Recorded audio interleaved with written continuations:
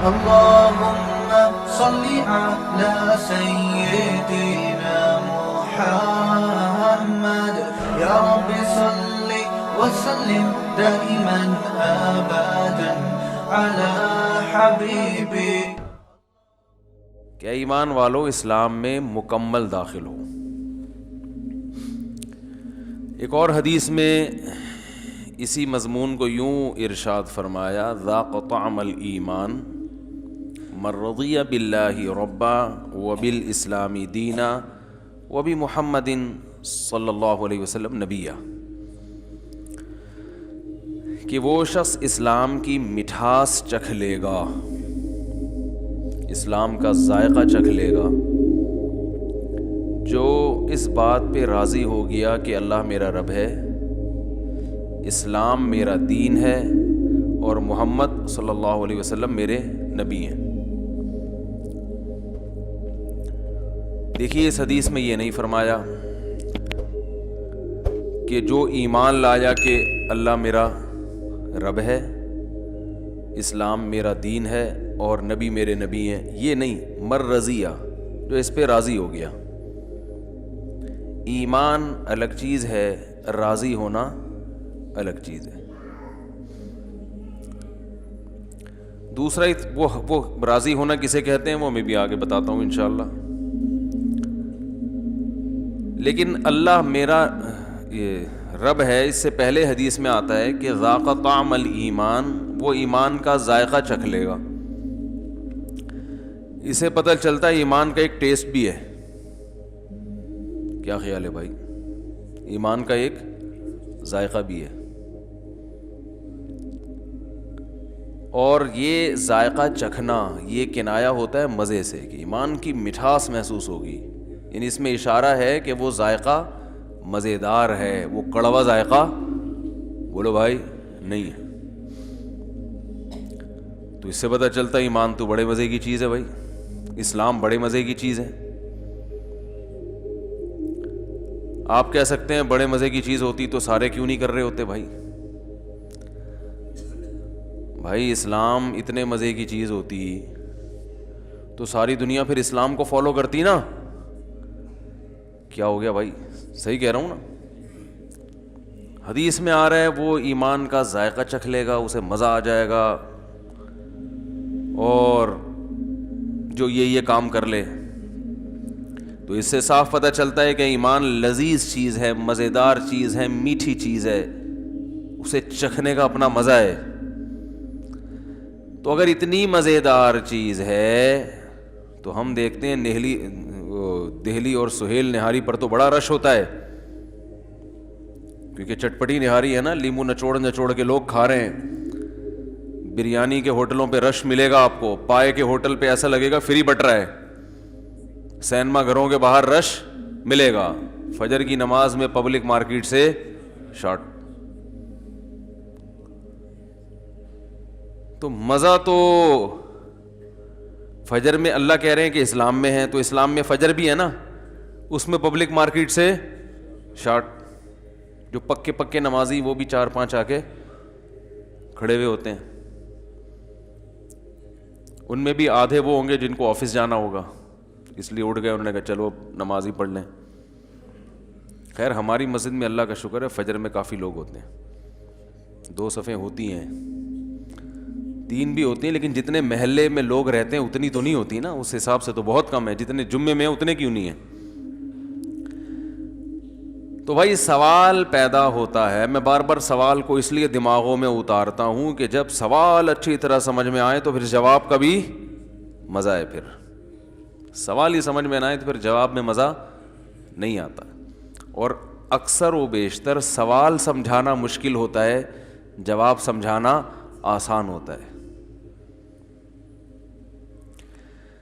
تو سوال یہ پیدا ہوتا ہے کہ اسلام میں، ایمان میں اگر مٹھاس ہے تو زیادہ لوگ داڑھی والے ہونے چاہیے، داڑھی کٹانے والے مارکیٹ سے شارٹ ہونے چاہیے. کیا خیال ہے؟ داڑھی جو لوگ کاٹتے ہیں ان سے پوچھو، کہتے ہیں کٹانے کا جو مزہ ہے وہ رکھنے کا نہیں ہے. جب صبح ہم پھاوڑا چلاتے ہیں، وہ جو ریزر ہے نا ہمارے حضرت اس کو پھاوڑا کہتے تھے. جب ہم صبح صبح اپنے چہرے پہ پھاوڑا چلاتے ہیں, شیشے میں دیکھتے ہیں, 2-4 کریموں سے مالش ہوتی ہے, ریگ مال کی گھسائی ہوتی ہے, ہٹو بچوں بھائی ایسے ہینڈسم لگ رہے ہوتے ہیں جب سوٹ میں, پھر دیکھتے ہیں اپنے آپ کو, اور کسی مولوی کی تصویر دیکھتے ہیں, وہ لگ رہا ہوتا ہے پرانے زمانے کا پرانا انسان جس کے زمانے کی ٹرینیں بند ہو چکی ہیں, اس کے زمانے کے سائنسدان مر چکے ہیں, ان سائنسدان کے نظریات باطل ہو چکے ہیں. وہ ایسا پرانے زمانے کا پرانا آدمی لگ رہا ہوتا ہے, اور یہ دیکھو بالکل ماشاء اللہ نیٹ کلین فٹ فاٹ, ایک معاشرے کے حساب سے چلنے والا انسان. تو اگر اسلام میں لذت ہوتی تو زیادہ تر لوگ داڑیاں کٹاتے یا رکھتے؟ اسلام میں اگر لذت ہوتی تو پردہ کرنے والی عورتیں زیادہ ہوتی, ان کو مزہ آتا,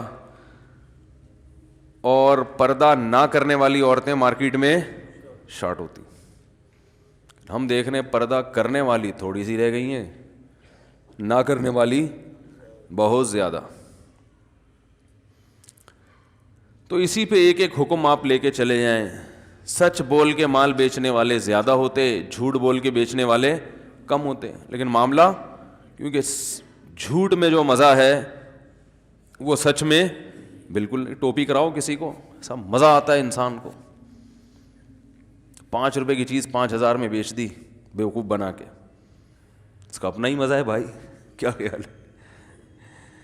2 آدمی بیٹھے تھے, انہوں نے کسی سے سوال کیا کہ یار وہ کھانا بتاؤ جس کھانے میں سب سے زیادہ مزہ آتا ہو انسان کو. کون سا کھانا ایسا ہے, کون سا مسالہ ایسا ہے کہ جب کھانے میں ڈالا جائے تو کھانے کا مزہ 2 بالا ہو جائے, بڑا ٹیسٹ پیدا ہو جائے اس کھانے میں. تو جواب دینے والا بڑا ذہین تھا. وہ اگر یوں کہتا کہ چاٹ مسالہ ڈالو تو بھئی چاٹ مسالہ ہر ایک کو پسند نہیں ہوتا. وہ کہتا تکہ مسالہ ڈال دو, فلانا مسالہ ڈال دو, یا فلاں چٹنی ڈال دو, ٹومیٹو کیچپ ڈال دو. تو ہر چیز ہر ایک کو مزہ نہیں کرتی. تو جواب دینے والا بڑا ذہین تھا. اس نے کہا یار کوئی بھی کھانا ہو اس میں غیبت ڈال دو. یعنی کھانا ہو 2 آدمی کھا رہے ہیں اور کسی تیسرے کی غیبت کر رہے ہوں. جب آپ غیبت کرتے ہوئے کھانا کھاتے ہیں تو مجلس کا مزہ 2 بالا ہو جاتا ہے. جب مزہ 2 بالا ہوگا تو کھانے میں بھی مزہ خود بخود آ جائے گا. غیبت کرتے ہوئے کھاؤ نا کھانا, بڑا مزہ آنا شروع ہوتا ہے کھانے میں, دل لگتا ہے پھر ایسا چبا چبا کے کھاتا ہے. اور اس کی ایک سائنٹیفک وجہ بھی ہے. وہ وجہ یہ ہے کہ نبی صلی اللہ علیہ وسلم نے فرمایا, اور قرآن میں بھی ہے, کہ غیبت کرنا ایسے ہے جیسے مردہ بھائی کا گوشت کھانا. تو وہ دال میں بھی گوشت کا ٹیسٹ آ جاتا ہے.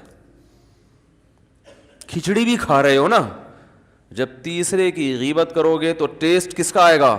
گوشت کا, اور وہ بھی انسانی گوشت. ہم نے الحمدللہ کھایا تو نہیں, لیکن سنا ہے کہ بڑا مزے کا ہوتا ہے. چائنیز کہتے ہیں, ان کے ہاں کھا لیتے ہیں بعض دفعہ. تو شکر ہے چائنیز کو انگلش نہیں آتی, نہ اردو آتی ہے. وجہ اس میں حکمت کیا ہے, بس یہ پھر کسی اور وقت بتائیں گے. تو انسانی گوشت اس میں کیا ہو جاتا ہے شامل. چائے پی رہے ہو نا, جتنا مرضی میٹھا ڈال لیں وہ مزہ نہیں آتا. چائے پیتے ہوئے کسی تیسرے کی غیبت شروع کر دیں تو ہوگی چائے, مزہ گٹکے کا ہوگا اس میں.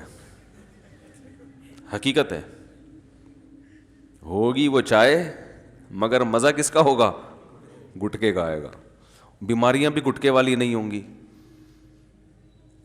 یعنی 2 مزے ہو گئے نا, ایک ٹکٹ میں 2 مزے. پیسے چائے کے لگ رہے ہیں, ٹکٹ چائے کا ہے, اور مزہ چائے کا بھی اور گٹکے کا بھی. شرط کیا ہے کہ غیبت شروع کر دیں. تو بھائی مزہ تو غیبت کرنے میں ہے, حالانکہ اسلام غیبت کرنے کا حکم دیتا ہے یا غیبت سے بچنے کا حکم دیتا ہے.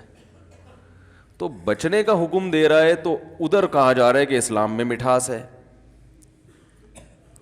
تو یہ کیا مسئلہ ہے کہ کیسی مٹھاس ہے بھائی, کہ نہ نماز پڑھنے کا انسان کا دل کرتا ہے, چھوڑنے میں مزہ آتا ہے. بد نظری کرنے میں مزہ ہے یا نظر جھکانے میں؟ اگر نظر جھکانے میں لذت ہوتی ہے بھائی تو ساری دنیا انٹیوں کو دیکھ دیکھ کے نظریں جھکا رہی ہوتی. اور یہ جتنے ایڈورٹائز ہیں جو ٹیلی ویژن میں آ رہے ہیں, یہ انٹیوں کو لانے کے بجائے مولویوں کو لا رہے ہوتے. پیپسی کولا پگڑی پہن کے نا, ایک مولانا صاحب پیپسی پی رہے ہوتے.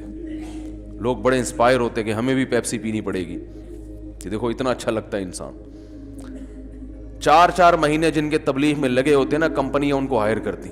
یار آپ کے چہرے پہ بڑا نور ہے, آپ ذرا ایک بائک پہ بیٹھ کے اپنی تصویر کھنچوائیں 1 to 5, یہ مارکیٹ میں چلے گی. ایسا کیا وہ دیکھے گا ہی نہیں کوئی اس کو, ایسا ہی ہے نا. ابے کیا مولانا صاحب بیٹھے ہوئے ہیں یار, اس کیا دم کروانا ہے ہم نے, کیا 1 to 5 والوں نے کوئی روحانی علاج کا کوئی ادارہ کھول لیا ہے. تو اس میں لڑکیوں کو بٹھایا جاتا ہے, کیونکہ لوگوں کو مٹھاس کس میں محسوس ہوتی ہے, عورت کو دیکھنے میں.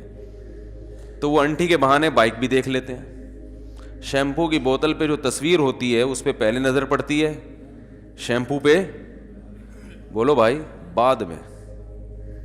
تو جتنے سائن بورڈ لگے ہیں, یہ فحش تصاویر لگانے کا مقصد ہوتا ہے کہ ویسے کون سائن بورڈ کو دیکھے گا, پورے ملک میں سائن بورڈ ہیں, تو پہلے کسی اور کو دیکھے, اس بہانے اس مولٹی فوم کو بھی دیکھ لے, اس بہانے اس شیمپو کی بوتل کو بھی دیکھ لے, اس بائک کو بھی دیکھ لے, کار کو بھی دیکھ لے. تو اللہ تعالی نے اسلام میں مٹھاس رکھی, مگر سوال یہ پیدا ہوتا ہے وہ مٹھاس ہمیں گناہوں میں محسوس ہوتی ہے, اسلام میں محسوس نہیں ہوتی. اس کی وجہ نبی صلی اللہ علیہ وسلم نے بیان کی. وجہ نبی صلی اللہ علیہ وسلم نے جو بیان کی وہ یہ بیان کی کہ مر رضی باللہ ربا, یہ مٹھاس ہر ایک کو محسوس نہیں ہوگی. داڑھی کا مزہ, نماز کا مزہ, نظر جھکانے کا مزہ, ایمانداری کا مزہ, تقوی والی زندگی کا مزہ, یہ مزہ ہر ایک کو محسوس نہیں ہوگا. یہ اس کو محسوس ہوگا جس کی زبان کا ذائقہ ٹھیک ہو. جو دیکھو جو کلر بلائنڈ ہوتا ہے نا, اسے کالا بھی, اسے جو ہے وہ لال بھی سفید نظر آتا ہے یا کالا نظر آتا ہے. تو وجہ اس کی یہ نہیں ہے کہ وہ لال رنگ کالا ہو گیا یا سفید ہو گیا, وجہ اس کی یہ ہے کہ اس کی آنکھیں کیا ہو گئی ہیں, خراب ہو گئی ہیں. تو آپ صلی اللہ علیہ وسلم نے فرمایا مر رضی باللہ ربا, ہم لوگ اللہ اس کے رسول پر ایمان لائے ہیں, دل سے راضی نہیں ہوئے. راضی ہونے میں اور ایمان میں کیا فرق ہے؟ دیکھو یہ فرق ہے کہ آپ کسی کی خدمت کرتے ہیں اس لیے کہ اس کی آپ کو تنخواہ ملتی ہے. خدمت تو آپ کریں گے, لیکن اس خدمت میں آپ اس پہ خوش نہیں ہوں گے. جہاں آپ کو یہ خطرہ ہوا کہ تنخواہ نہیں ملے گی, آپ کام چھوڑ کے بولو بھائی بھاگ جائیں گے.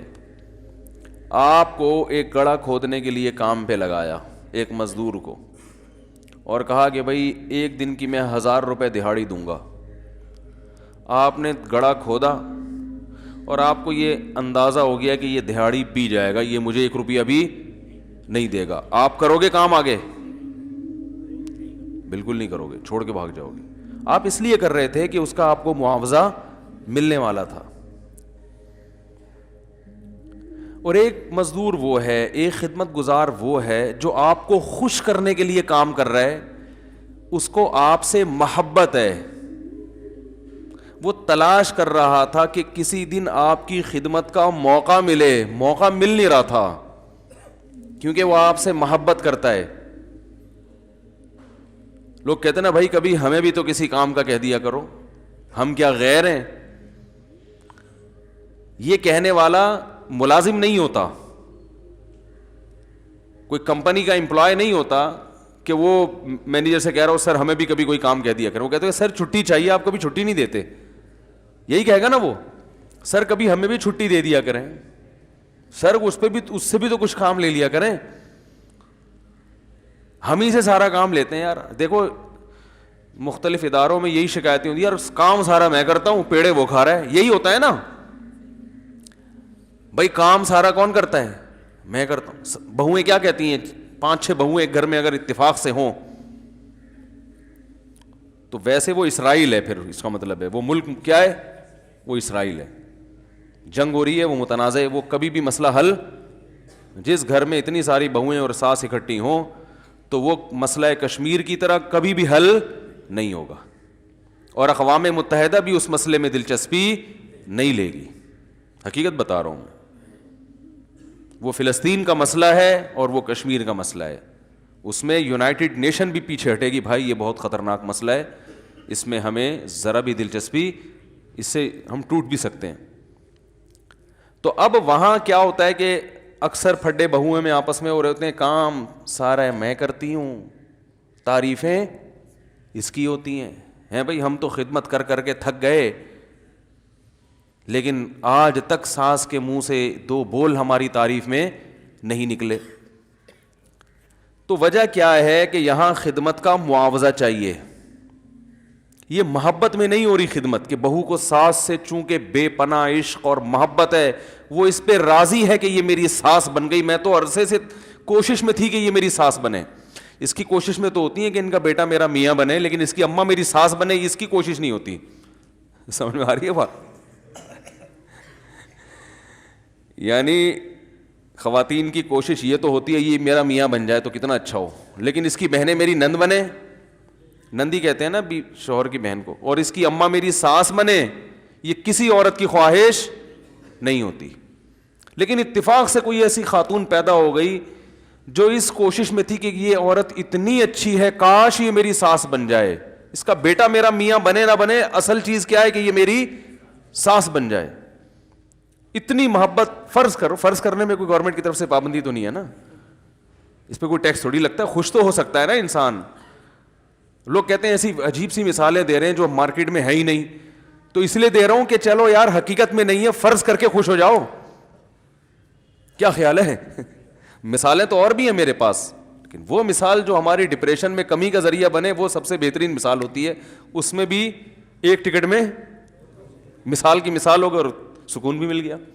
تھوڑی دیر کے لیے تصور کر لو کہ کسی بہو کو ایک عورت سے بڑی محبت ہو گئی، اس کی نورانیت اور اس کی عبادت دیکھ کے اور ویسے ہی اس کے اخلاق دیکھ کے، اور اب اس کو اس کے بیٹے سے شادی اس لیے نہیں کر رہی کہ اس کا بیٹا میرا شوہر ہو، بلکہ اس لیے کر رہی ہے کہ اس کی ماں میری کیا بن جائے؟ ساس بن جائے. میری ماں کا انتقال ہو گیا ہے تو اب میں ماں لیس زندگی گزار رہی ہوں، مجھے ایک اپنی ماں جیسی ماں چاہیے، اور مجھے اس عورت میں اپنی ماں کی ممتا اتفاق سے نظر آتی ہے.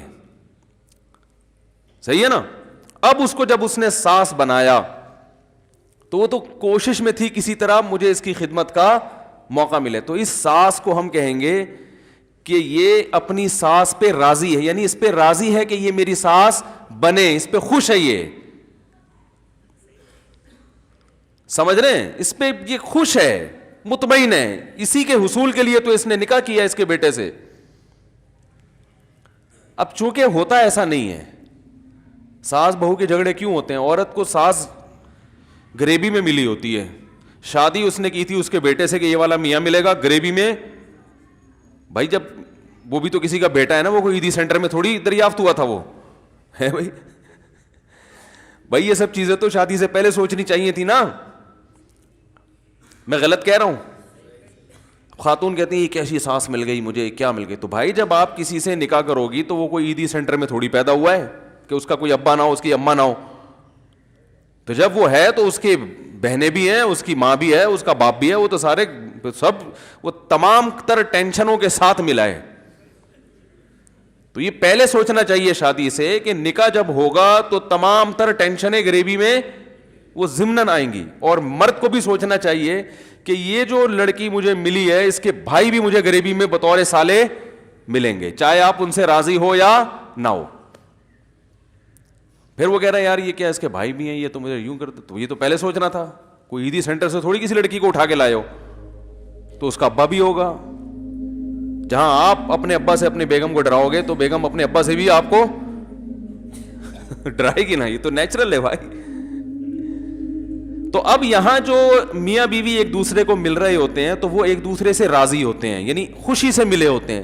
لیکن ایک دوسرے کے جو رشتہ دار ہیں ان پر ایمان تو ہوتا ہے، رضا نہیں. ایمان اس لیے کہ بھائی وہ اس نے برتھ سرٹیفکیٹ دکھا دیا, نادرا کا وہ سرٹیفکیٹ دکھا دیے, ثابت کر دیا کہ میرے ابا ہیں, تو عورت نے بھی مان لیا جو تمہارے ابا ہیں اور یہ تمہاری اماں ہیں, تو میں ایمان لائی, یقین کر لیتی ہوں کہ یہ میری ساس ہیں اور یہ میرے سسر ہیں, یہ میری نندے ہیں. بھائی میرے پاس انکار کا کوئی آپشن نہیں ہے, مجبوری ہے, ایمان لے آتی ہوں.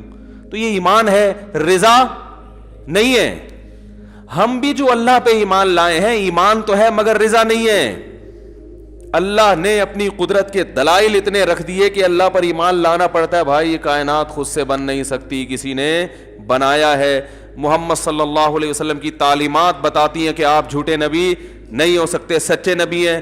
تو ہم سب ایمان لے آئے, لائے تو ہیں, مگر ایسا لگتا ہے ہم اس ایمان پہ مطمئن نہیں ہے. مجبوری ہے, جہنم میں جانا ہے, جل جائیں گے. اگر جمعے کی بھی چھوڑ دی تو یار ایسا نہ ہو قبر کا عذاب صحیح سچی مچی کا نکلے اور پھر چترول لگ رہے ہو وہاں پہ, ٹھیک ہے نا.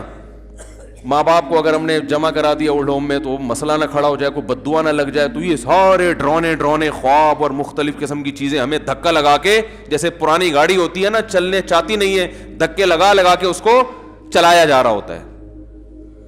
تو اس گاڑی کو چلنے میں مزہ آئے گا ہے بھائی, اور وہ ڈرائیور جو بیٹھا ہے اس کو مزہ آئے گا. گاڑی تو چلے گی مگر اس میں لذت نہیں ہوگی. تو مر رضی باللہ ربن کا مطلب ہے اللہ مجھے بڑی خوشی ہے کہ تو میرا رب ہے, بڑی خوشی ہے کہ میں تیرا غلام ہوں. رب کا مطلب میں غلام, تو میرا پالنے والا, تو میرا آقا. اے اللہ میں خوش ہوں, اس پہ مطمئن ہوں.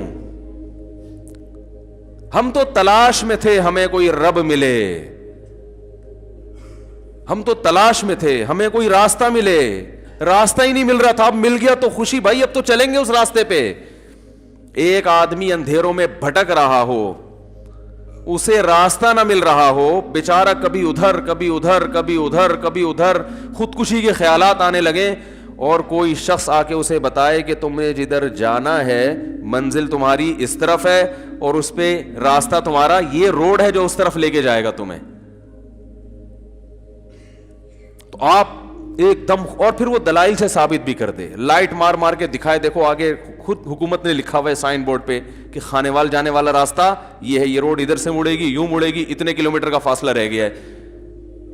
اب آپ کو اس راستے پہ چلنے میں مزہ آنا شروع ہو جائے گا. ہمیں اسلام چونکہ فری میں مل گیا والدین سے, اس لیے ہمیں اسلام کی قدر ہے نہیں. دنیا بھٹک رہی ہے رب کی تلاش میں, دنیا اسی سوال کا جواب تلاش کر رہی ہے کہ کسی نے ہمیں پیدا کیا بھی ہے کہ نہیں کیا. اسی بحث میں وقت کو برباد کر رہے ہیں. پھر جن کو اس کا جواب ملا کسی نے پیدا کیا ہے, تو ان کو یہی نہیں پتا کہ وہ ایک ہے یا ایک سے زیادہ. کوئی پتھر کی بنی ہوئی مورتیوں کو, بھائی اس کو مزہ آ رہا ہے تبھی تو پتھر کے سامنے جھک رہا ہے. وہ سے پتہ چلتا ہے کہ اللہ کی تلاش اور اللہ کے سامنے جھکنا یہ انسان کی نیچر ہے, اس میں انسان کو لذت محسوس ہوتی ہے. تبھی تو لوگوں کو صحیح خدا نہیں ملتا تو پتھروں سے بنے ہوئے خداؤں کو خود سے بنا کر ان کے سامنے جھکنا شروع کر دے. دنیا میں ہر دور میں کسی نہ کسی عنوان سے پیدا کرنے والے کی عبادت ہوتی رہی ہے. کسی نے پیغمبروں کو معبود بنا لیا, کسی نے پتھروں کو بنا لیا, کسی نے بندروں کو بنا لیا, کسی نے سورج کو بنا لیا. تو یہ سارے بھٹک رہے ہیں کہ ہمیں کوئی ایسا رب چاہیے جس کے سامنے ہم جھکیں, جس کی ہم عبادت کریں. یہ انسان کی نیچر ہے.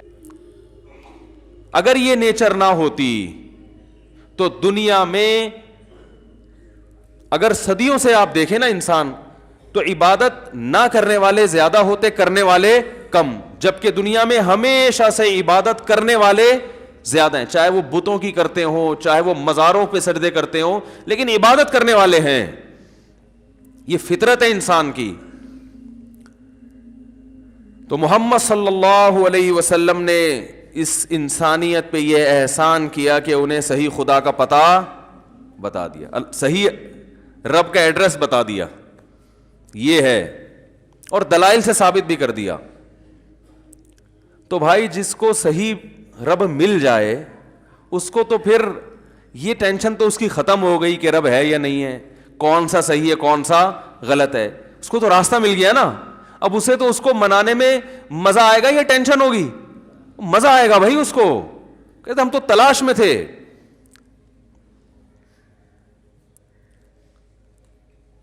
صحیح رب ملنے کے بعد تو پہلے حدیث کے الفاظ کیا؟ مر رضیہ، راضی ہو، خوش ہو. یہ نہ ہو کہ یار پتہ نہیں کیوں پیدا ہو گئے مسلمان گھروں میں، انگریز پیدا ہوتے تو کتنا مزے کی زندگی تھی. دیکھو ایک عجیب بات ہے، یہ جو خوش ہوتے ہیں نا شرابیں پی کے اور ناچ گانے کر کے اور یہ جو اوٹ پٹانگ حرکتیں مارکیٹ میں چل رہی ہیں، اس کی مثال ایسے ہے جیسے کوئی آدمی اندھیروں میں بھٹک رہا ہو، ٹینشن سے پاگل ہو رہا ہو نا، اب ٹینشن میں آ کے وہ چرس پینا شروع کر دے. اکثر ٹینشن والے لوگ چرس پیتے ہیں نا. ہائے ہائے ہائے، کاش یہ مثالیں سمجھ میں آ جائیں آپ لوگوں کی. میں تو سوچ رہا ہوں اپنی مثالوں کا نا مسالوں کی طرح ایک ڈبہ بنا کے مارکیٹ میں، ایک کمپنی بنا کے مارکیٹ میں پھینکوں، کیونکہ ان مثالوں میں مسالوں سے زیادہ لذت ہے. مجھے مثال دینے میں اتنا مزہ آتا ہے، پتہ نہیں آپ لوگ کو سننے میں آ رہا ہے کہ نہیں آ رہا. دیکھو ایک مثال سے بعض دفعہ بات ایسی واضح ہو جاتی ہے کہ اس کا خصم کے پاس جواب نہیں ہوتا، کیونکہ پروپیگنڈے کا دور ہے نا. اتنا پروپیگنڈا کیا ہے آج مغربی دنیا نے، لبرل لوگوں نے، کہ اسلام کو سمجھنا مشکل بنا دیا ان کمبختوں نے. کہتے ہیں گورا انجوائے کر رہا ہے. دیکھو یہ مولوی پتہ نہیں کیسے ٹینشن ڈپریشن. ارے مولوی ٹینشن میں ہوتے تو ڈپریشن کی گولیاں مولوی کھا رہے ہوتے ہیں بھائی. زیادہ تر لبرل لوگ ڈپریشن کی گولیاں کھاتے ہیں. ابھی کسی نے بتایا واللہ عالم کہ آغا خان ہاسپٹل کی رپورٹ ہے کہ 78% لوگ ڈپریشن میں ہیں پاکستان میں. اب پتہ نہیں صحیح ہے نہیں ہے، واللہ ہے بھی کہ نہیں ہے، بلکہ کسی معتبر آدمی نے بتایا ہمیں 78% لوگ. مجھے کسی نے کہا کہ وہاں بھی ایسا ہی ہے مغربی دنیا میں 78% لوگ.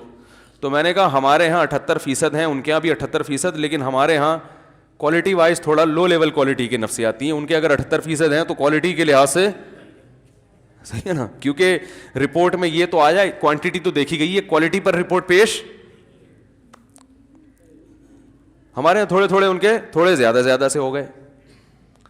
تو اگر یہ ڈپریشن کا مسئلہ یہ عیش و عشرت کی وجہ سے اس میں لذت ہوتی تو لذت میں زندگی گزارنے والا ڈپریشن میں تھوڑی جاتا ہے. ڈپریشن میں تو وہ جائے گا جو لذت سے زندگی نہیں گزار. تو نماز پڑھنے والے کو ڈپریشن ہونی چاہیے، داڑھی رکھنے والے کو اسٹریس میں جانا چاہیے، نظر کی حفاظت کرنے والے کو چاہیے کہ دماغی پاگل ہو جائے وہ تھوڑے دنوں میں، شراب سے بچنے والے کو چاہیے کہ اس کے اوپر کی سیٹنگ، بولو نا یار کیا ہو گیا آپ لوگ کی سیٹنگ ماشاءاللہ فٹ فاٹ ہے بہترین ہے، تو بولنا پڑے گا آپ کو. ہونا یہ چاہیے کہ جو شراب سے بچ رہا ہے وہ ڈپریشن میں جا کے پاگل ہو جائے، جو چرس نہیں پی رہا وہ ڈپریشن میں جائے، کیونکہ وہ تو ٹینشن میں ہے نا. شراب پینے والا لذت میں ہے، زنا کرنے والا مزے میں ہے، ماں باپ کو اولڈ ہوم میں جمع کرانے والا لذت میں، اور لائف کو انجوائے کر رہا ہے، گٹکے کھانے والا لذت میں ہے. اور آج کی ایک رپورٹ آئی ہے، ایک اور چیز آئی ہے مارکیٹ میں، ماوا. مجھے پتہ ہی نہیں تھا، ہم گٹکے کو برا والا کہہ رہے ہیں بلا وجہ. ماوا پرانا ہو گیا. اچھا، اور یہ مین پوری کیا چیز ہے؟ ماوا کی کوئی ڈگری کوئی ہے؟ بہن بھائی ہیں. تو کھا رہے ہیں شیشہ پی رہے ہیں، تو بھائی یہ تو خوش ہونے چاہیے. اگر اس میں واقعی لذت ہے، اس میں مزے ہیں، تو بھائی ان کو تو جو فلمیں دیکھنے والے، سینما گھروں میں جانے والے، ان کی لائف بہت مزے کی، ہنسی ایسی انجوائے کرنا چاہیے ان کو. وہ فلم بھی دیکھ رہے ہیں بھائی، ان کو تو زیادہ مزہ آنا چاہیے. تو میں ان مزوں کی حقیقت آپ کو ذرا 2 منٹ میں بیان کرتا ہوں. یہ ایسے ہے میرے بھائی، جو راستہ بھول گیا، منزل ہی نہیں پتا، بھٹک رہا ہے تو ٹینشن میں آتا ہے، تو اب اس کے پاس ٹینشن کو ختم کرنے کے لیے چرس کے علاوہ کوئی راستہ نہیں ہے. آپ نے جانا تھا لاہور، بائی روڈ نکلے آپ، راستہ بھول گئے، اور ایسا بھولے کہ یہ بھی بھول گئے کہ جانا کہاں ہے. ایک تو راستہ بھولتا ہے انسان کہ چلو لاہور جا رہا تھا لیکن لاہور کا راستہ بھول گیا، کوئی بتا ہی نہیں رہا کمبخت، کوئی مل نہیں رہا بندہ، نہ کوئی سائن بورڈ ہے، بھٹکتا ہے یار ادھر جانا ہے، کوئی کہہ رہا ادھر جانا ہے، کوئی کہہ رہا ادھر جانا ہے، کوئی کہہ رہا ادھر جانا ہے. اب آپ پریشان ٹینشن میں فون کرو گے نا بار بار، کبھی کہاں فون کرو گے بھائی، میں گاڑی میں راستے میں ہائی وے پہ کھڑا ہوا ہوں، بچے میرے ساتھ ہیں، گھر والے میرے ساتھ ہیں، گاڑی کا پیٹرول بھی ختم ہو سکتا ہے اور ڈاکو بھی آ سکتے ہیں, مجھے راستہ بتاؤ, میں یہاں کے لیے تھوڑی, میں تو صحرا میں کھڑا ہوا ہوں. کوئی کیسی ٹینشن میں ہوگے نا آپ, پاگل ہونا شروع ہو جاؤ گے ٹینشن سے. یہ ٹینشن خدا کی قسم کم ہے. اس سے بڑی ٹینشن یہ کہ راستے میں آ کے آپ یہی بھول گئے کہ میں جا کہاں رہا تھا. تو اب آپ کے ذمہ دو کام ہے. پہلے تو یہ کہ ادھر ادھر سے پوچھو بھائی میں نکلا کہاں کے لیے تھا, میں تو بھول ہی گیا. پھر نکل جہاں جا رہا تھا پھر اس کا راستہ پتہ چلے کہ وہ ہے راستہ, وہ کہاں ہے. ہائے ہائے ہائے ہائے ہائے, بہت مشکل ہے بھائی. اس زمانے میں کسی کو اونٹ پہ کو رکشے میں بٹھانا آسان ہے, کسی کو صحیح بات سمجھانا بڑا مشکل. تو دو چیزیں ایسی ہیں, اب تو آپ ڈبل ٹینشن میں نا, اب آپ روڈ پہ گھوم رہے ہو تو ایسے موقع پہ انسان کیا کرتا ہے, یار تھوڑا چائے پیتے ہیں بیٹھ کے, تھوڑا ٹینشن کیا ہوگی ہے بھائی, کم ہوگی. اور زیادہ ٹینشن میں آؤ گے, سگریٹ نہیں بی پی, وہ کہتے ہیں یار اب یہ 1 دن 2 دن 10 سال ہو گئے اسی ٹینشن میں یہاں گھوم رہے ہیں, تو چلو یار کو سٹا لگاؤ, سکون حاصل کرو. ہر وہ چیز جو اس کی لذت کا سامان بنے گی وقتی طور پر, ان تمام لذتوں کو حاصل کرنے کی کوشش کرے گا ٹینشن ختم کرنے کے لیے. تو ختم کرنے کی ضرورت اسی کو ہوتی ہے جس کو ٹینشن ہو نا. تو ان چیزوں میں اگر لذت ہوتی تو بھائی ان چیزوں سے ٹینشن بڑھتی نہیں بلکہ ختم ہوتی. اور یہ ان کو ضرورت نہ ہوتی جو پہلے سے ٹینشن میں ہیں.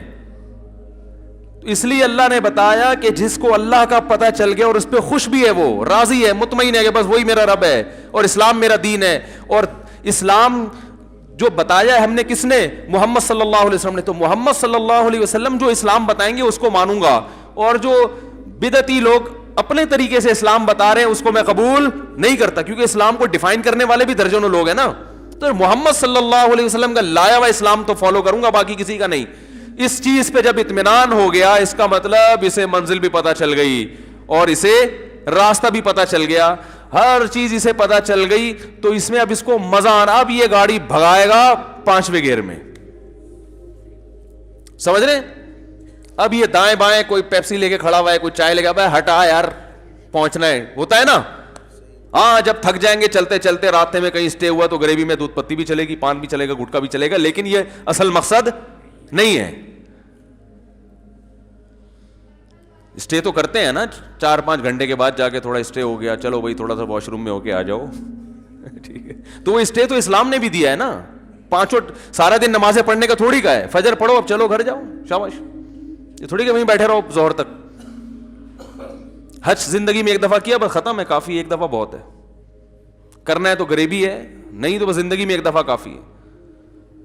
زکوٰۃ 1 دفعہ ہے, قربانی فطرہ 1 دفعہ. اب یہ تھی کہ ہر روزانہ بڑی بڑی رقمیں صدقہ نکال کے خود روڈ پہ آ گئے. تو اللہ تعالیٰ نے خود انٹرٹینمنٹ کا درمیان میں بریکیں رکھی ہوئی ہیں. فجر پڑھنے آتے ہو, امام صاحب کہتے ہیں بریک کے بعد دوبارہ ظہر میں ملیں گے انشاءاللہ. کتنی لمبی بریک ہے دیکھو. حالانکہ بریک کم ہوتی ہے, پروگرام زیادہ ہوتا ہے نا, لیکن یہاں پروگرام تھوڑا ہے, بریکیں. کیا خیال ہے بھائی, اتنی لمبی بریک کے بعد اللہ کہتے ہیں دوبارہ ملیں گے. تو وہ 5 ٹائم نماز پڑھنا مشکل ہو رہا ہے, نماز 5 ٹائم پڑھنا, وہ بریکیں جو ہے نا اتنی لمبی لمبی بریکیں, وہ بریکوں کو اصل بنا لیا اس نے. یہ ایسے ہی ہے جیسے ٹی وی میں کوئی پروگرام آ رہا ہو, کوئی ڈرامہ آ رہا ہو, اس میں ڈرامہ تھوڑا رہ گیا اور بریکیں زیادہ. ہر 2 منٹ کے بعد کہتے ہیں بریک کے بعد ملتے ہیں. تو انسان کہے گا بھائی اس ڈرامے کا نام بریک رکھو, بریک. یہ ڈرامہ نہیں ہے, اصل ڈرامہ ہے, اصل تو بریکیں ہیں, ایڈورٹائزمنٹ ہے, اس میں تھوڑے تھوڑے ڈرامہ ڈالا ہوا ہے. جیسے دودھ میں آج کل پانی میں تھوڑا سا دودھ ڈال کے بیچ دیا جاتا ہے نا, پانی میں تھوڑا سا کیا دودھ کا تڑکا لگا دیتے ہیں آج کل کہ بھائی چلو سفید ہو گیا تو پیو, کیلشیم سے بھرپور, ٹھیک, وائٹامن سے. تو اب کیا ہوگا کہ جب آپ کو پتا چل گیا کہ بھائی جانا کہاں ہے اور راستہ کون سا ہے, تو آپ چونکہ وہاں خوشی خوشی جا رہے ہیں, کوئی پھانسی کے پھندے پہ لٹکنے کے لیے تھوڑی جا رہے ہیں, پھر آپ کی اسپیڈ کیا ہو جائے گی, تیز. پھر آپ ممکن ہے چائے بھی پی لو راستے میں, تھوڑا کہیں اتر کے تھوڑا سا گھوم پھر بھی لیے, لیکن وہ آپ کا مقصد نہیں ہوگا.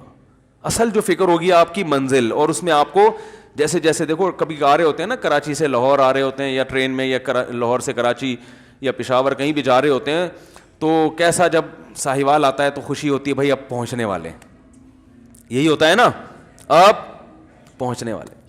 وہ الگ بات ہے کہ نہیں پہنچتے پھر بھی ٹھیک ہے نا. اب تو ٹرینوں کا نظام بہت اچھا ہو گیا. پرانے زمانے کی ٹرینوں پہ ایک ڈرامہ آتا تھا 50-50, ڈراموں کی باتیں کرنی نہیں چاہیے لیکن وہ بڑا سیدھا سادہ سا ڈرامہ ہوتا تھا, بچپن میں ہم دیکھا کرتے تھے. اس میں دکھایا, پہلے کی ٹرینوں کا تو پتہ ہے نا آپ کو کیا ہوتا تھا, اب تک 2-4 سال پہلے تک بھی یہی حال تھا.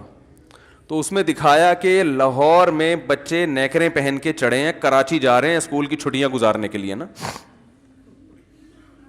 نیکریں پہن کے. لاہور میں کوئی ٹرین ہوگی, کوئی علامہ اقبال ایکسپریس یا کوئی, وہ تو میرے خیال چلتی ہے لاہور سے کراچی. بہرحال میں ایک دفعہ تیز گام میں بیٹھ گیا تھا, اللہ کی پناہ, اور فیملی میرے ساتھ تھی.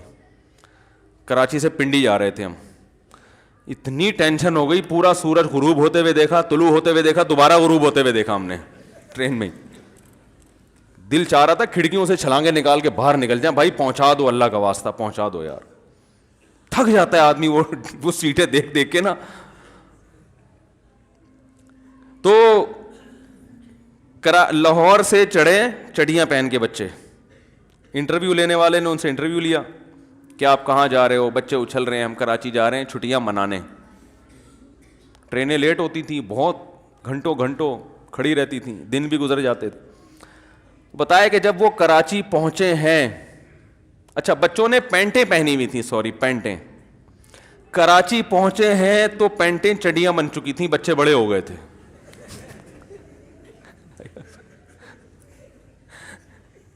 بچے کیا ہو چکے تھے, بڑے ہو گئے تھے. ٹرین میں ہی بڑے ہو گئے وہ نا, اتنا ٹائم لگا ہے کراچی. اور یہ صحیح کافی حد تک حقیقت کو بیان کیا تھا. بچے بڑے ہو گئے, جوان بوڑھے ہو گئے. تو ایک جوان کو دکھایا, وہ بوڑھا ہو گیا ٹرین میں نا, تو جب اتنا بوڑھا ہو گیا کراچی آیا تو کھڑکی سے ہاتھ باہر نکال کے بولتا ہے بیٹا کراچی آ گیا. انہوں نے کہا ہاں, اور یہ کہا, اور انتقال ہو گیا اس کا وہیں پہ. یہ کہا اور اس کا, بولو بھائی, انتقال. ایک دفعہ اس میں دکھایا کہ ڈیفینس کا کوئی ایریا ہے, پولیس کھڑی ہوئی ہے تلاشی کے لیے, تو ٹیکسی کے اوپر توپ رکھ کے بندہ لے کے جا رہا ہے. تو پولیس والوں نے پوری تلاشی لی, ہر چیز کی, اسلحہ نہیں نکلا. توپ کی بھی تلاشی لے رہے ہیں, بھائی اس میں کچھ ہے تو نہیں, اور بھائی کلیئر جاؤ. تو خیر کہاں سے کہاں بات چلی گئی.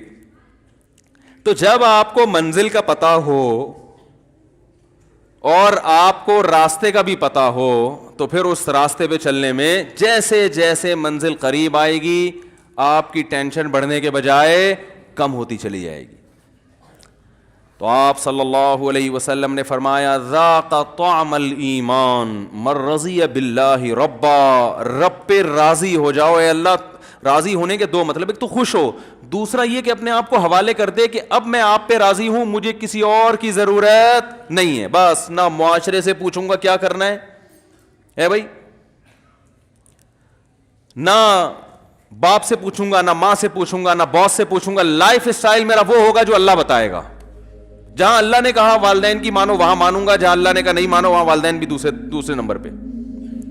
جہاں اللہ نے کہا باس کی مانو وہاں مانوں گا, جہاں اللہ نے منع کر دیا باس پھر میرا باس نہیں, پہلے اللہ. جس خواہش کو پورا کرنے کی اجازت اللہ نے دے دی اس خواہش کو پورا کروں گا, جس کی اجازت اللہ نے نہیں دی نہیں ہو سکتا. زندگی سے ہم تو کنفیوز ہوتے ہیں نا, اس سے ٹینشن ہوتی ہے کہ یہ کر کے دیکھ لو, یہ گناہ بھی کر کے دیکھ لو, بعد میں توبہ کر لیں گے, ٹرائی کرنے میں کیا جا رہا ہے. زندگی پھر نہ ادھر کے نہ ادھر. گناہوں میں ایک وقتی لذت ہے, وہ بھی پوری طرح حاصل نہیں ہوگی کیونکہ ڈر لگا رہے گا. اور حقیقت میں تو گناہ میں ٹینشن ہے نا, وہ وقتی لذت کے بعد تو ٹینشن ہے, کیونکہ منزل آپ کو پتہ بھی ہے راستہ ہے کہ ادھر جا ہی نہیں رہے آپ, تو وہ تو جیسے جیسے وقت ختم ہوگا, عمر بڑھتی چلی جائے گی, آپ کی ٹینشن میں اضافہ ہوتا چلا جائے گا. ہمارے ایک دوست نے واقعہ سنایا, کینیڈا سے امریکہ جا رہے تھے, راستہ بھول گئے, تو کینیڈا میں -40 تک آپ کو پتا ہے کہ ٹیمپریچر جاتا ہے, اور وہاں -40 -30 جب یہ ٹیمپریچر ہو, گاڑیوں میں ہیٹر چلتا ہے, اگر وہ ہیٹر بند ہو جائے اور پولیس نہ پہنچے تو آپ کی موت ہے یقینی, کہ اتنے ٹیمپریچر میں کہاں انسان زندہ نہیں رہ سکتا. تو وہ بتا رہے ہیں ہم کینیڈا سے امریکہ جا رہے ہیں, راستہ بھٹک گیا, گوگل میپ نے کام کرنا چھوڑ دیا, چاروں طرف برف کے پہاڑ, اور اب گاڑی جو ہے نا کتنی دیر تک اس کا پیٹرول کام دے گا بھائی, وہ تو پیٹرول بھی ختم ہوگا, اور بالآخر ایک وقت ہیٹر آ کے بند ہو جائے گا, نہ کوئی فون مل رہا ہے کسی کو, کچھ سگنل نہیں آ رہے, میپ کام نہیں کر رہا کہ راستہ کدھر ہے. تو ایسی کنڈیشن میں انسان کی کیا حالت ہوگی آپ سوچو. اب جیسے جیسے ٹائم, اب وہ وہاں بیٹھ کے پان گٹکا بھی کھا رہا ہے, شراب بھی پی رہا ہے, انٹرنیٹ پر بیہودہ فلمیں دیکھ دیکھ کے ٹائم پاس کر رہا ہے, تو یاد رکھو یہ وقتی ٹائم تو پاس ہوگا, لیکن جیسے جیسے ٹائم گزرتا جائے گا اس کی ٹینشن کم ہوگی یا بڑھے گی؟ بولو بھائی, بڑھے گی. اس کو پتا ہے یہ پیٹرول بھی ختم ہو رہا ہے, مجھے اگر منزل کا پتہ نہیں چلا تو یہی برف میرا قبرستان ہے, بڑی اذیت سے موت واقع ہوگی. لیکن انہوں نے چونکہ ہمیں یہ واقعہ سنانا تھا تو اللہ کا فضل ہوا کہ کسی طرح کال لگ گئی ان کی پولیس کو, یا کیا ہوا, وہ پولیس پہنچی, اور اللہ کا شکر وہاں پولیس بھی پہنچ بھی جاتی ہے, یہ بھی ایک بڑی فضیلت ہے وہاں پر. تو وہ پولیس پہنچ گئی, ہمارے یہاں بھی پہنچ جاتی ہے الحمدللہ. تو بھائی تعلقات تو سب سے رکھنے ہیں نا. تو ویسے تو ایمرجنسی میں پولیس پہنچے گی ڈاکو واکو پکڑنے کے لیے, لیکن بہت سے جگہوں پہ پولیس نہیں پہنچتی یہاں پہ, یہ بڑا المیہ ہے. ایسے کئی واقعات ہوئے ہیں جب گھر میں ڈاکو آئے ہوئے ہیں, بندہ بلا رہا ہے پولیس کو, وہ کہہ رہے ہیں اتنی تمیز سے آئے ہیں وہ کہ ڈاکو لوٹ لاٹ کے جا چکے تھے. پھر آگے پوچھ رہے ہیں کیا ہوا, کون تھا, کہاں سے آیا, اوپر سے الگ سے 5,000 روپے لے کے چلے گئے. کیا انسانیت ہے یار, کہ ہم آئے ہیں تمہاری خاطر. ہر طرح کے لوگ ہر جگہ ہوتے ہیں, اچھے بھی ہیں برے بھی ہیں, دونوں چیزیں مارکیٹ میں چل رہی ہیں. ہماری بائک چھن گئی تھی, ہم نے پولیس والوں کو جا کے کہا ڈاکو میری بائک چھین کے بھاگ گئے. تو مجھ سے کہہ رہے ہیں کہ جہاں سے بھاگے ہیں وہ جگہ دکھاؤ. میں نے کہا بھاگے ادھر کو ہے, ان کے پیچھے بھاگ. کہہ رہے نہیں پہلے وہ جگہ دکھاؤ کہاں سے بھاگے ہیں. میں نے کہا اتنے تو اور دور بھاگ جائیں گے. وہ کہہ رہے نہیں پہلے وہ جگہ کہ وہ ہمارا تھانہ پڑتا بھی ہے کہ نہیں پڑتا. تو میں نے وہ جگہ دکھا, انہوں نے کہا ہمارا ایریا نہیں ہے, دوسرے تھانے. تیسرے تھانے میں جا کے میں نے جب رپورٹ کرائی ہے تو وہ پھر میرے ساتھ, وہ بھی پہلے وہ جگہ دیکھنے گئے ہیں. میں کہہ رہا ہوں یار ادھر بھاگے ادھر کے ہیں, وہ کہہ رہے نہیں ادھر سے, اس چوک سے لے کر ادھر بھاگے, لیکن جدھر سے پکڑا ہے وہاں لے کے جا رہے ہیں. اور اس پولیس موبائل کی پہلے ٹائر پنچر ہوا راستے میں, یعنی جا ادھر کو رہے ہیں جہاں سے بائک چھینی ہے. تو میں موبائل میں بیٹھا پولیس کے ساتھ, کہہ رہے ہیں پہلے اس جگہ وہ جگہ دکھاؤ کہاں سے چھینی ہے. اس جگہ جاتے ہوئے راستے میں ٹائر پنچر, پھر وہ پورا ٹائر چینج کیا انہوں نے. اس کے بعد پھر خراما چلیں جیسے دلہن رخصتی کے وقت پہلے زمانے میں جاتی تھی نا, بڑے آرام سے, کہ کہیں پاؤں میں کوئی ورم نہ آ جائے, کوئی کانٹا نہ لگ جائے. پہلے زمانے کی اس لیے بات کر رہا ہوں کہ آج تو بسا اوقات پہلے پہنچی ہوئی ہوتی ہے, پھر ابا کو بتا دیتی ہے ابا آپ نے نکاح پڑھانا ہے تو بتا دو. ٹھیک ہے.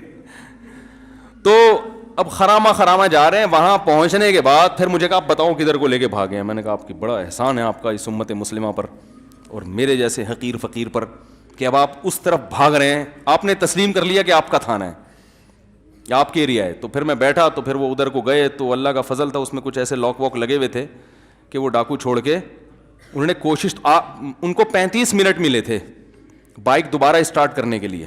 چور لاک تو دائیں بائیں بھی ہو جاتا ہے نا. 35 منٹ, 1 to 5 تھی 0 میٹر, 35 منٹ ان کو ملے تھے بائک دوبارہ اسٹارٹ, بولو بھائی, کرنے کے لیے. لیکن ہماری قسمت اچھی تھی, 35 منٹ میں ان سے وہ چور لاک کھلا نہیں, تو ساری تاریں واریں انہوں نے توڑ دی تھیں. تو خیر ہم جب وہاں پہنچے تو ہمیں بائک مل گئی.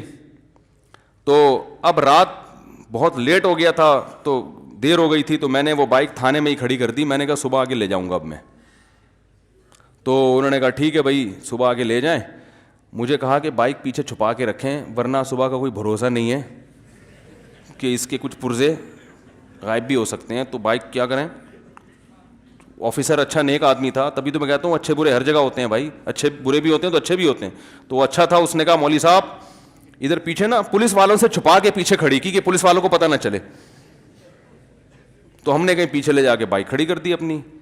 اس نے کہا صبح آ جائیں. اچھا اس میں ایک جو ٹائمر لگا تھا نا چور لاک, بالکل ایسے تھا جیسے بم ہوتا ہے نا, اس طرح کا وہ اس میں ریموٹ لگا ہوا تھا, یعنی اس میں تاریں نکلی ہوئی تھی, بالکل شکل ایسی جیسے کوئی بم رکھ کے جاتا ہو. تو وہ مجھ سے کیا ہوا کہ وہیں تھانے میں درخت کے نیچے میرے ہاتھ سے کہیں گر گیا اور وہیں رہ گیا. اب میں چلا گیا تو مجھے خیال آیا یار اسے کوئی تھانے والے کچھ غلط چیز نہ سمجھ رہے ہوں, بم نہ سمجھ رہے ہوں کہ یار یہ ٹائمر لگا ہوا ہے کیا ہے, وہ اس کی شکل ایسے ہی تھی. تو میں نے کہا یہ مسئلہ نہ ہو جائے, تو میں صبح فوراً آیا نا, اب ڈیوٹی چینج ہو چکی تھی. میں نے کہا میں آؤں گا تو مجھے تلاشی لیں گے, مجھ سے پوچھیں گے مولوی صاحب کہاں جا رہے ہو, کیا ہوا پورا واقعہ, پھر میں بتاؤں گا یہ رکھا ہوا تھا. تو انکوائری ہوگی یہ کون رکھے گیا بھائی, یہ تم تو نہیں رکھے گئے, بم تو نہیں ہے کہیں یہ. تو پھر میں بتاؤں گا نہیں اصل میں رات بائک چوری ہوئی تھی, یہ تھا وہ تھا. تو میں آ رہا ہوں, مجھ سے کوئی پوچھ نہیں رہا. 2 آدمی پولیس والے وہیں کھڑے ہوئے ہیں, درخت کے نیچے وہ بم ٹائپ کی چیز رکھی ہوئی ہے. میں گیا آرام سے اٹھا کے لے آیا, کسی نے مجھ سے نہیں پوچھا. میں نے کہا یار سیکیورٹی کا یہ عالم ہے کہ بم رکھ کے جاؤ, نہیں پھٹے تو واپس لے آؤ. اتنی سہولت ماشاءاللہ ہمیں پولیس نے ہے بھائی, بظاہر ایسا ہی لگ رہا ہے. کیا حال ہے بھائی. اور یہ واقعہ بھی ہوگا 2005 کا واقعہ بیان کر رہا ہوں, جب حالات بہت خراب چل رہے تھے. 2004 یا 2005 کا واقعہ ہے. میں نے کہا کیا مزے ہیں یار, تھانے میں بندہ جا رہا ہے, وہ پولیس والوں کے سامنے سے ایک چیز اٹھا کے لا رہا ہے, پوچھ ہی نہیں رہے بھائی کیا ہے مولوی صاحب, کون ہو, کہاں سے آئے ہو, کیا اٹھا رہے ہو, کیا رکھ کے جا رہے ہو. وہ تو کچھ بھی نہیں تھا, وہ تو ٹائمر تھا وہ چور لاک کا, کہ اتنی سیکنڈ کے بعد جو ہے نا وہ لاک خود بخود ہو جائے گا. میں نے کہا بڑے مزے آئے ہوئے یار. لیکن بہرحال ہر طرح کے ہوتے ہیں. وہ بھی تو اچھا تھا نا جس نے مجھے کہا کہ گاڑی پیچھے رکھو, وہ تو حفاظت ہی کر رہا ہے نا, ورنہ وہ پہلے وہی چیزیں نکال لیتا تو کیا ہوتا. خیر جلدی سے بات کو سمیٹ کے ختم کرتا ہوں. تو بھائی اللہ کو پہ راضی ہو جائیں اللہ ہونے کے لحاظ سے, کہ ہمیں رب چاہیے تھا جو ہمیں الحمدللہ مل گیا, لیکن اس سے بات مکمل ہوتی نہیں ہے. رب کے بعد ہمیں چاہیے ہوتا ہے کہ رب کو تو بہت سی دنیا مانتی ہے, لیکن رب نے کس کو نمائندہ بنایا یہ بتانے کے لیے کہ رب کا پیغام پہنچائے گا کون, تو اس کے لیے محمد صلی اللہ علیہ وسلم پہ راضی ہو جائے کہ نبی صلی اللہ علیہ وسلم, محمد صلی اللہ علیہ وسلم کے علاوہ کسی کی بات کو اللہ کی طرف منسوب نہیں کروں گا. پتھر پہ لکیر بن جائے گا نبی کا فرمایا ہوا. جب کہہ دیا غلط ہے تو غلط, جب سود کو حرام کر دیا تو حرام ہے, جب نبی نے کہہ دیا داڑھی بڑھاؤ مونچھیں گھٹاؤ تو داڑھی بڑھانا ہے. اب اس میں مختلف قسم کے جدید پروفیسروں کی باتوں میں آ کے کہ ایکچولی یوں تھا تو ایکچولی یوں تھا تو اصل میں تو اس زمانے میں, اور بھائی نبی کا حکم ہے. جب کہہ دیا کہ نظر کی حفاظت کرو تو نظر کی حفاظت کرنی ہے. جب کہہ دیا کہ سودی بینک میں جاب حرام ہے, سود کا لکھنے والا, سود کا دینے والا, سود لینے والا, سود پہ گواہ بننے والا, چاروں پر لعنت ہے, تو بھائی سودی بینک میں آپ کے لیے جاب کا آپشن ختم ہو گیا, بس ختم.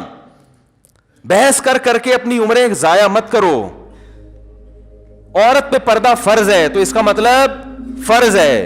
اب وہ اس بحث میں ایکچولی اس زمانے میں تو یہ تھا, تو اس زمانے میں ٹائم ضائع کرنے کے علاوہ کچھ بھی حاصل نہیں ہوگا. نماز فرض ہے, روزہ فرض ہے, زکات, روزہ فرض کا مطلب کل پیپر دینا ہے تو بھی فرض ہے. جناب پروفیسر غامدی صاحب نے جو یہ ٹیکنیکل پوائنٹ نکالا ہے نا کہ اگر صبح پیپر دینا ہے تو روزہ چھوڑ سکتے ہیں, یہ اپنی خود ساختہ شریعت ہے, یہ محمد صلی اللہ علیہ وسلم کا لایا ہوا دین نہیں ہے. فمن شہید منکم الشہر فلیصم, اللہ فرماتے ہیں جس کی زندگی میں رمضان کا مہینہ آئے گا اس پہ لازم ہے کہ وہ روزہ رکھے. صرف مسافر مریض کو رخصت دی, اس کے علاوہ کسی کو رخصت نہیں ہے, تو رکھنا پڑے گا آپ کو. نماز پڑھنی ہے ہر قیمت پہ. بیمار ہو, کیسے خواتین شاپنگ کرنے جاتی ہیں نماز چھوڑ دیتی ہیں, جہازوں میں نمازیں چھوڑی جا رہی ہیں, بیمار ہو گئے نمازیں چھوڑی جا رہی ہیں, ابا کی طبیعت چونکہ خراب ہے تو نماز, بھائی اللہ نے آپشن نہیں رکھا ہے نماز چھوڑنے کا, پڑھنی پڑے گی آپ کو. بیمار ہو, فالج میں آ گئے, شوگر میں آ گئے, کچھ بھی ہو, طریقہ آسان کر دیا, بھائی کھڑے ہو کے نہیں پڑھ سکتے, بیٹھ کے نہیں پڑھ سکتے, لیٹ کے پڑھو, قضا کرنے کا آپشن نہیں ہے. تو ہم چونکہ کنفیوز ہیں نا, کرنا ہے کہ نہیں کرنا ہے, تو کنفیوز آدمی کسی بھی چیز میں مطمئن نہیں ہوتا. آپ لاہور جا رہے ہیں, آپ کہہ رہے ہیں چلو پہلے کھانے وال جاؤں یا پہلے لاہور جاؤں یا پہلے کوئٹہ کی چکر لگا لوں, تو اور گاڑی اس اسٹائل میں ڈرائیو کر رہے ہو تو گاڑی کی سپیڈ بولو بھائی ہوگی, 5ویں گیئر میں ڈالو گے ہی نہیں آپ. آپ یہی سوچتے رہو گے یار پشاور مناسب رہے گا یا لاہور مناسب رہے گا, یا تو دونوں ایک ہی راستے پہ آ رہے ہو نا, پھر تو ٹھیک ہے. دونوں کا راستہ اگر الگ الگ ہے تو آپ کو کسی بھی سفر میں مزہ نہیں آئے گا.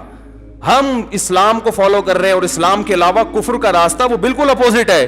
دونوں راستوں پہ چلنا چاہتے ہیں تو کسی بھی راستے پہ چلنے کا مزہ نہیں آئے گا. تو ایک چیز پہ ڈٹ جائے, من رضی باللہ ربا, اے اللہ تو میرا رب ہے, بس میں اس پہ مطمئن ہو گیا, جو تو کہے گا وہ حرف آخر. وبالاسلامی وبی محمد النبی اور وبالاسلامی دینا, اور نبی صلی اللہ علیہ وسلم جو دین لے کر آئے ہیں اس کا نام کیا ہے؟ بولتے کیوں نہیں بھائی؟ اسلام, بس اسلام, اسلام کے علاوہ کوئی آپشن نہیں ہے. سمجھا پا رہا ہوں اپنی بات؟ پھر مزہ آئے گا اسلام کا انشاءاللہ. پھر ایسا ٹیسٹ ہے نا اسلام میں, ایسی لذت ہے کہ انسان دنیا چھوڑ دے اسلام چھوڑنے کے لیے تیار نہیں ہوگا. ایسی لذت اللہ نے رکھی ہے اسلام میں, اور لوگوں نے قربانیاں دی ہیں. رسول اللہ صلی اللہ علیہ وسلم نے فرمایا کان ممن کان قبلکم یؤخذ الرجل فیحفر له فی الارض فیؤتی بالمنشار فیوضع علی مفرق راسه ثم یجعل شقین ولا یصده ذلك عن دینی. فرمایا پچھلی امتوں میں ایک شخص کو جو اسلام پہ چلتا تھا لایا جاتا تھا, اس کے لیے گڑھا کھود کے اس کو اس میں آدھا دفن کیا جاتا, پھر ایک آڑا لا کے اس کے سر کے بیچ میں رکھ کے اس کے 2 ٹکڑے کر دیے جاتے, مگر وہ اسلام چھوڑنے کے لیے تیار نہیں ہوتا. کیونکہ نیچر ہے نا, انسان کی فطرت ہے یہ. پھر اس پہ جب آپ چلو گے تو آپ کو خوش رہنے کے لیے گٹکوں کی ضرورت نہیں پڑے گی, زنا کی ضرورت نہیں پڑے گی, ڈراموں فلموں کی ضرورت نہیں پڑے گی. آپ کہہ سکتے ہو ہم تو نماز پڑھتے ہیں مزہ نہیں آ رہا. بھائی پہلے عادت تو ٹیسٹ گین کرنا پڑتا ہے نا. دیکھو یہ جب کمپنیاں نئی نئی پروڈکٹ جب ان کی مارکیٹ میں آتی ہیں تو لوگوں کو اس کا عادی بنانے کے لیے فری میں بانٹتی ہیں. کہتے ہیں نا تھوڑا ٹیسٹ گین ہونے دو. کتنی لذیذ چیز ہو, پہلی دفعہ لذیذ نہیں لگتی انسان کو. وجہ اس کی ہے کہ اپنی عادت خراب کر دی اس نے. شہد مزے کی چیز ہے, اچھا لگتا ہے آج کل بچوں کو, چاکلیٹوں میں زیادہ مزہ ہے. شہد پلاؤ مزہ ہی نہیں آئے گا, پی جائیں گے. دیسی گھی پلاؤ, حالانکہ لذت کس میں ہے؟ وہ بھائی دیسی گھی میں. ہمیشہ سے کھاتے آ رہے لوگ, مرتے ہیں دیسی گھی پہ, ملتا نہیں. دودھ میں لذت ہے, وہ نہیں پیئیں گے, چائے پیئیں گے اس کی جگہ. تو آپ نے اپنا ٹیسٹ چونکہ خراب کر دیا ہے تو کچھ دن ٹیسٹ گین بولتا کیوں نہیں یار, کیا ہوگا, کرنا پڑے گا. کچھ تھوڑا سا عادت ڈالنی پڑے گی, پھر مزہ آئے گا. آپ کو پتا ہے زیتون ہمارے یہاں نہیں کھایا جاتا, لوگ کہتے ہیں پتہ نہیں عجیب سا کھائے نہیں آ رہا, حالانکہ وہ زیادہ مزے کا ہے. جن کو زیتون کی عادت ہے وہ یہ تیل نہیں کھا سکتے, وہ تو پیتے ہیں بوتلیں بھر بھر کے زیتون کی. تو ہمارا ٹیسٹ منہ کا خراب ہو چکا ہے, ہمیں زیتون اچھا نہیں لگ رہا, میں دیسی گھی اچھا نہیں لگ رہا, میں دیسی انڈا اچھا نہیں لگ رہا, آج کل دیسی مرغی اچھی نہیں لگ رہی, دمبے کا گوشت, دمبے کی چربی اچھی نہیں لگ رہی. اب بولیں گے لوگ کیا مثالیں دے رہے بھائی ہیں, تو ہو گیا, کمپلیٹ ہو گیا. اچھا 2-3 منٹ ہیں, وہ چندہ بندہ کر رہے ہیں نا, انہوں نے کہا پہلے کیا کرو ورنہ لوگ بھاگ جاتے ہیں. ہاں سنو تو نیت بات. تو ٹیسٹ گین کرنا پڑتا ہے. کسی بھنگی کو پہلی دفعہ نہلاؤ وہ بے ہوش ہو جائے گا کہ یار یہ کیا, میں صاف ستھرا کیوں ہو گیا ہے, یہ کیا ہو گیا, بدبو ہی نہیں آ رہی. اور بھائی کچھ دن نہا دھو کے سفید کپڑے خوشبو لگا کے اس کو گن پوائنٹ پہ اس کو سروس کروانی پڑے گی تھوڑے دنوں تک. اس کے بعد اس کو اس میں اتنا مزہ آئے گا, وہ کہے گا یار اس گوبر میں تو بدبو تھی, مزہ تھوڑی تھا. تو کچھ تبھی تبلیغ والے چلہ لگواتے ہیں جماعت میں کہ 40 دن انسان کسی چیز کو پراپر کرتا ہے تو اس کی عادت پڑ جاتی ہے. اس لیے کہتے ہیں بھائی تبلیغ میں نکل کے چلہ تو لگاؤ نا. اب بہت سے لوگ کہتے ہیں وہ چلہ لگایا وہ بھی انسان کا بچہ نہیں ہے. تو بھائی وہ 40 سال اس نے گند میں گزار دیے تو چلے کا وہ اثر ہوا نہیں اس کے اوپر.